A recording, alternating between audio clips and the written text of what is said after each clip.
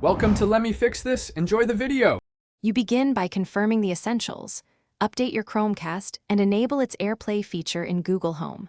Once done, make sure your iPhone or Mac is on the same Wi-Fi band as the Chromecast.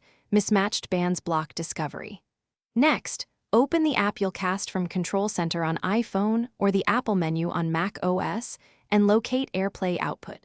Start discovery now. This first step creates the secure connection that lets your device stream audio and video to the Chromecast. With devices discovered, you select the Chromecast as your Airplay target. You'll decide whether to mirror the whole screen or cast just the app. Mirroring uses more bandwidth and may reduce frame rate, while app-only casting is smoother. Once connected, adjust resolution and volume on your source device to optimize playback. If latency is an issue, switch to 720p or close background apps.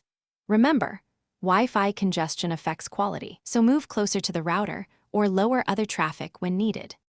To finish, stop casting from the Airplay menu or use the Google Home app to disconnect. This cleanly releases the stream. If the Chromecast won't appear or stutters, reboot both devices and the router. That often resolves discovery problems. Make sure AP isolation is off and multiband settings allow devices to see each other. IGMP snooping can affect multicast discovery. If nothing works, temporarily create a hotspot from your phone to test direct connections, which helps identify whether Wi-Fi or device.